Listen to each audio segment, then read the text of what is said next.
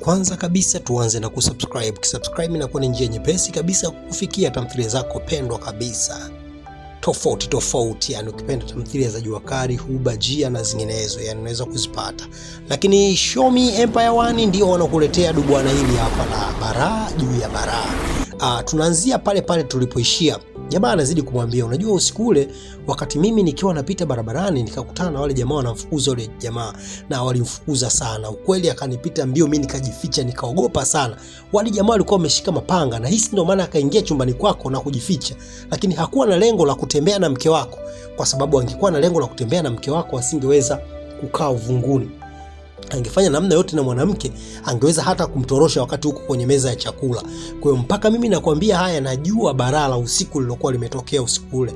Kwa hiyo dogo tumemwonea tu bure. Mimi nachokuomba usimwache mke wako. Mke wako alikuwa na lengo zuri kabisa. Mzee anasema kweli. Ni kweli kabisa. Kwa hiyo kamuombe tu msamaha mke wako, umalizane naye. Anasema unachoongea kama ni kweli kweli, tabini kamuombe msamaha mke wangu nizungumze naye. Basi usiku ule mimi nilirudi nyumbani nikiwa natetemeka bwana. Yaani niliogopa sana, na nikajua yule kijana atakuwa ameuawa.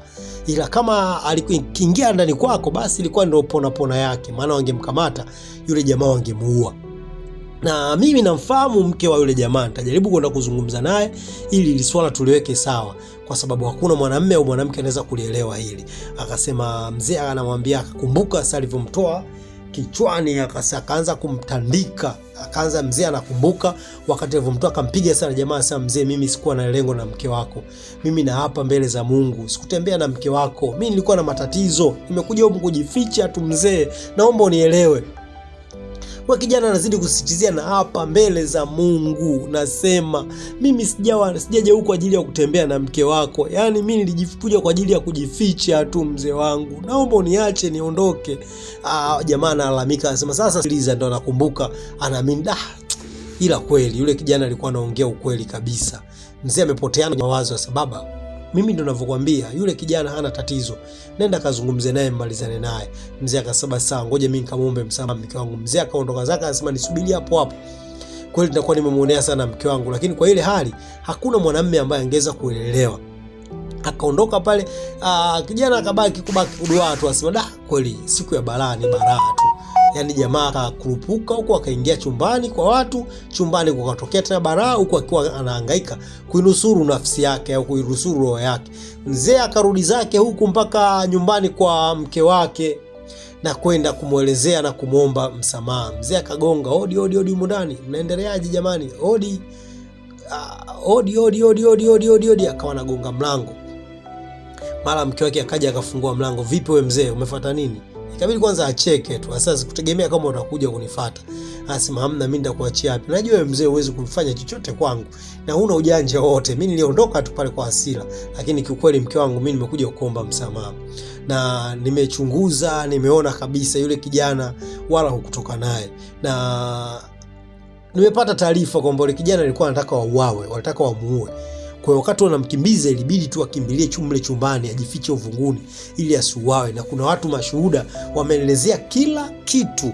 Lakini sio rahisi mwanamume kama mwanamume kuelewa kwa tukio kama lile la jana. Na pia anawaza kumtafuta mke wake kumuelezea ukweli, maana kwa tukio la jana hakuna mwanamume au mwanamke yote anaweza kulielewa. Inawezekana kabisa atakuwa ameachana na mke wake na amepita kwenye wakati mgumu sana. Kwa kwanza nimekuja kukuomba wewe msamaha mke wangu. Naomba unisamehe, yote yalotokea yaishe. Mwanamke akasema mimi nimekusamehe mume wangu. Najua kawaida hakuna mwanamume anaweza kuelewa hilo. Akamkumbatia pale, furaha bashasha, maisha yakarudi kama zamani, mtu na mke wake. Lakini tufanye tunavyoweza. Twende kwa yule kijana. Nenda kamueleze ukweli mke wake na waweze kurudiana, maana sidhani kama watakuwa wameelewana. Usiku wa jana ulikuwa ni usiku wa mabara mengi sana.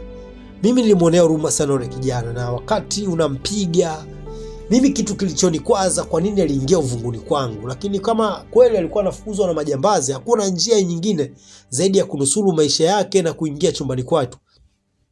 Kwa hiyo nachokuomba mume wangu, nenda kafanye unavyoweza, mtafute mke wake, kamuelekeze kama ulivyoniambia mimi. Natumai atakuelewa tu. Maana kwa hili sio swala dogo, ni ndoa ile ya watu. Wamefunga ndoa na Mungu mwenyewe kusamehe, na pia mimi moyo wangu utakuwa umebariki. Ila nitajisikia vibaya sana nikiona kijana wa watu wamempoteza mke wake kwa vitu ambavyo havina uhakika na sio vya kweli. Kwa hiyo nakuomba mme wangu, mimi na wewe yameisha hapa. Nafsi yangu iko nyeupe kwa sababu nilikuwa najua tu hujui litendalo. Ila nitabeba mabegi yangu nitarudi nyumbani, lakini wewe nenda kwa yule mwanamke ukamtafute, ukamwelekeze kama ulivyonielekeza mimi. Mzee akaelewana na mke wake, akawa ameisha. Lakini kijana akutana na jamaa, akawa anamwambia bwana, pole sana yalotokea jana. Nimekutana na mzee, nasikia alikupiga sana. Akasema sina ujanja wote, na mimi nimeachana na mke wangu. Mke wangu ameondoka nyumbani kwangu. Ndio hivyo, niliingia nyumbani kwa watu wakati mimi nakimbia, sina hili wala lile, napita huku na huku, nikaingia moja kwa moja chumbani kwa watu, kabidi niingie uvunguni nikajificha. Sasa mimi nilikuona na mimi nilikuwa narudi nyumbani. Anasema lakini sikuwa na namna nyingine zaidi tu ya yule mzee alinishambulia hatari, akanipiga vibaya mno. Hakunielewa. Anasema mimi nilimweleza ukweli, mzee ameelewa.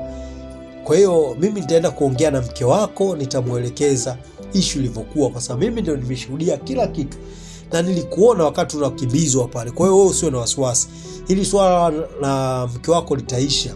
Na yule mzee anaonekana kabisa amenielewa, nimemuelekeza kila kitu kilichotokea, ameelewa. Na hadi sasa ameenda kumwomba msamaha mke wake. Na hasa mimi naomba tu nisaidie, ukae na mke wangu, umuelekeze, umwambie ukweli. Sasa pole sana kweli, hadi kichwa anataka kukipasua bwana. Kabidi atengeneza utani hapo kidogo. Anambia bwana, wao wamekubonda mpaka kichwani hivi, na ulivyokuwa mfupi wangekuua. Jamaa sema wewe acha, yani mimi jana mabalaa yalonikuta jana mwanangu sio kitoto. Ila mimi nakuomba ngoja nikaongee na mke wako, nitamuelekeza issue yote ilivyokuwa, atakuelewa. Sasa mke wangu mimi nimemuelekezwa, nimeongea naye siku nzima kunielewa. Yaani yule mzee alitoka kunifanya, alitoka kunifanya kitu kibaya sana. Jana je, angenifanya vitu vibaya bila kosa lolote, singekuwa mambo mengine. Sasa hivi angekuwa kishaniharibu sehemu ambazo hazistahili. Sasa ndio hivyo, angekuharibu na ungemlipizia. Tukao angekuharibu sasa hivi angejulikana ukweli uko wapi, na ungemlipizia umfanye naye vibaya. Ikabidi jamaa arudi moja kwa moja kwa mke wa mshikaji, ambaye shemeji, najua una huzuni mkubwa sana. Akageuka na kumwangalia huku machozi yalikuwa yanamtoka. Unasemaje shemeji? Karibu. Anasema najua una huzuni mkubwa sana, pole. Mimi ninachokwambia, mume wako hana kosa lolote. Umemkosea sana mume wako, naomba umuelewe. Mume wako wala hakukusudia kufanya vile, na wala hakutembea na mke wa mtu. Mume wako anakupenda sana, hajawahi kutoka na mwanamume yoyote yule na mwanamke yoyote yule. Wewe ukae urudiane na mke wako shemeji. Yaani umekuja unaniambia nirudiane na mume wangu? Kivipi? Nimewafumania, nimewakuta na amefumaniwa na mke wa mtu. Yaani mimi simtoshelezi afu naambia turudiane. Anasema nielewe tu, usiku wa jana ulikuwa ni usiku wa baraa, ulikuwa usiku wa shida, ulikuwa ni usiku wa matatizo. Mimi nimeshuhudia kwa macho yangu mume wako akiwa anafukuzwa na watu na mapanga na marungu, akanipita, na hisi ndio alienda kuingia uvunguni. Kwa hiyo shemeji, mmejipanga na rafiki yako, mmekaa pamoja mkajadiliana, mjazane ujinga, mje kunidanganya mimi, si ndio? Mimi siwezi kuelewa. Anasema nielewe tu shemeji. Ambia shemeji, kama una la kuongea ondoka nyumbani kwangu, sawa? Nimesema ondoka nyumbani kwangu, sitaki kusikia chochote, ondoka. Kwa hiyo mmekaa mmejadiliana, unanitia ujinga. Anasema sawa shem, lakini mimi nimekuja kukuambia hayo tu. Mume wako hana hatia lolote lile. Mume wako alifukuzwa na majambazi akaenda kujificha nyumbani kwa watu. Anasema ina maana huo ndo ujinga na uongo umlodanganyana uje kunidanganya na mimi, si ndio? Mmepanga mkakusanya mchezo wenu wa kijinga, mkaongopeana, mkaniona na mimi ni mtoto mdogo kama watoto wengine, si ndio? Mimi na akili zangu timamu, naelewa ninachokifanya, kwa macho yangu nimeshuhudia, kwa uwezo kuniambia chochote kile. Naomba uondoke shemeji. Akasema basi sawa, mimi naondoka, lakini nilichoshuhudia ndicho nilichokuja kukuelezea. Nimeona kwa macho yangu.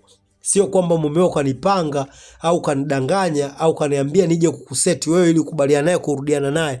Kuswala kurudiana nayo ni hali yako, lakini swala langu ni moja tu, yani ni moja tu, ulielewe. Ile swala wala halimuhusu mume wako.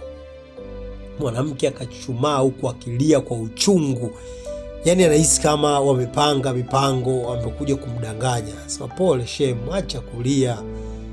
Nachokwambia mimi ni ukweli kabisa. Yaani nachokwambia ndicho unachukua unielewe. Mume wako hajafanya chochote. Wala mume wako hajakusaliti. Baada ya kufukuzwa jamaa ikabidi aondoke zake, huku mwanamke amekaa zake chini, machozi yakiwa yanamtoka tu. Muda huo mzee naye akawa amekuja na kuzungumza na kumuona tu, kwa sababu aliwafukuza kule na panga. Mwanamke akataka kukimbia, akajua sasa vita vya mume wangu vimenirudia mimi. Sasa usiogope shemeji, naomba kwanza unisamehe kwa kufukuza na panga nyumbani kwangu. Nimefanya uchunguzi wangu kiumakini sana, nimegundua kila kitu. Mume wako hakutembea na mke wangu. Hivyo ninavyokuambia, mimi nimetoka kumuomba msamaha mke wangu. Nimefanya makosa makubwa sana kumpiga mke wangu, kumpiga mume wako, na nilitaka nifanye kitu, ningemuua bure. Ila mume wako hakuwa na hatia. Kwamba mume wako alikuwa anafukuzwa na majambazi usiku, akataka kumuua, lakini Hamadi ndio akakimbilia chumbani. Kwa hivyo naomba tu msameane, yaishe. Kama mimi nimemsamehe mke wangu, nimemrudia. Na mume wako alinieleza sana, lakini sikumuelewa. Kwa ile hali hakuna mtu yote ambaye anaweza kuelewa kwa hali kama ile. Lakini mimi nimefanya uchunguzi wa kutosha sana. Watu wengi nimewaulizia mtaani. Kwa hiyo wameniambia usiku alikuwa anamkimbiza mume wako, nusu amuue, ndio akaenda kujificha uvunguni kwangu. Lakini sio kweli kwamba mume wako aliingia chumbani kwangu kwa sababu tu alikuwa anatembea na mke wangu. Mwanamke alipopata hizo taarifa kweli akatoka zake mbio na kumwahi mume wake. Jamaa anasema, afadhali nimenusuru ndoa ya watu. Muda wake kabidi mwanamke arudi nyumbani kwake na kwenda kuzungumza na mume wake ili haya mambo yaishe. Akacheki huku na huku, akawa anamuita pale, na mwanamume akawa amekaa tu, machozi yanamtoka, na mwaza mke wake. Alipomwona tu mke wake akanyanyuka. Muda huo akaamua kwenda kumkumbatia mke wake, akaambia, mume wangu, naomba nisamehe. Mimi sikutegemea kabisa kwamba haya yalitokea. Usiku wa jana ulikuwa ni usiku hatari sana. Usiku wa jana ulikuwa ni usiku wa baraa nyingi sana. Nimeishi kwenye maisha magumu mke wangu. Tangu niingie kwenye ndoa na wewe mke wangu, sijawahi kukusaliti, sijawahi kutoka nje ya ndoa yangu. Nakupenda sana mke wangu, na sitokuja kufanya hiko kitu hata siku moja kwenye maisha yangu yote. Nakupenda sana. Ingawa usiku wa jana ulikuwa usiku kwangu kama matatizo. Mwanamke akamwambia, nyamaza, useme hivyo. Nimeambiwa kila kitu, niliambiwa na rafiki yako, sikuamini nikamfukuza, na pia yule mzee alikuja kuniambia kila kitu. Nakupenda mume wangu. Jamaa akasema, nakupenda pia mke wangu. Wote wakakumbatiana kwa furaha na machozi tu yakiwa na watoka. Walitaka kuitenganisha ndoa, walitaka kuachanisha ndoa kwa vitu vidogo sana. Ndoa yao ilitaka kusapaleti kwa mambo ya kijinga, kwa mambo yasiyokuwa na maana, kwa mambo tu ya kuhisi. Na movie yetu ndipo inaishia hapo. Waandaaji ni Show Me Empire 1. Lakini usisahau kusubscribe. Aloingiza sauti ni Show Me 1 hapa. Washiriki Beatrice Ulio alicheza kama Rahama, Ahmed Fungafunga, Mzee Jengua. Kama nilivyokuambia, marehemu Mzee Jengua sasa hivi hatuko naye. Hii ilikuwa ndio movie yake ya mwisho. Kwa sasa hatutakuwa naye kwenye movie mpya tena, na sasa maisha yake ndiyo tunamwombea Mungu aweze kumrehemu. Tumtakie maisha marefu mzee wetu Ahmed Fungafunga. Lakini boom mic alishika Festo, light Azizi Bomeza, editor Abdullah Shomari, makeup Beatrice Ulio, sound Rahama, producer Moving Star Entertainment.